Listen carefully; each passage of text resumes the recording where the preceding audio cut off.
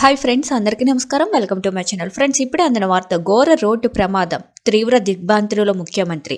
వివరాలైతే వీడియోలో చెప్పడం జరిగింది. వీడియోని మాత్రం ఎక్కడ స్కిప్ చేయకుండా కంప్లీట్గా చూడండి. అప్పుడే మీకు కంప్లీట్ ఇన్ఫర్మేషన్ అనేది తెలుస్తుంది.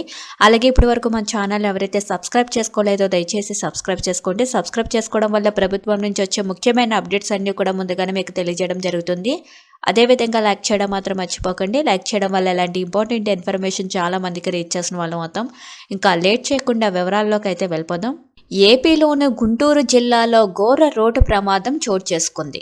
ఈ రోడ్డు ప్రమాదంపై తాజాగా సీఎం చంద్రబాబు నాయుడు గారు విచారం వ్యక్తం చేశారు. వ్యవసాయ కూలీలతో వెళ్తున్న ఆటోను బుడంపాడు సమీపంలోని ఆర్టీసీ బస్సు ఢీకొట్టింది. ఈ ఘటనలో 3 మహిళా వ్యవసాయ కూలీలు అక్కడికక్కడే మృతి చెందారు. పలువురికి తీవ్ర గాయాలయ్యాయి. 3 కూలీలు మృతి చెందడంపై సీఎం చంద్రబాబు ఆవేదన వ్యక్తం చేశారు. కూలీ పనుల కోసం వెళ్తున్న మహిళలు ప్రమాదంలో ప్రాణాలు కోల్పోవడం తీవ్ర విచారకరమన్నారు.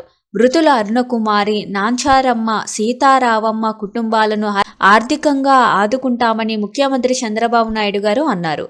ఈ క్రమంలో క్షతగాత్రులకు మెరుగైన వైద్యం అందించాలని అధికారులకు ఆదేశించారు. Thank you for watching this video.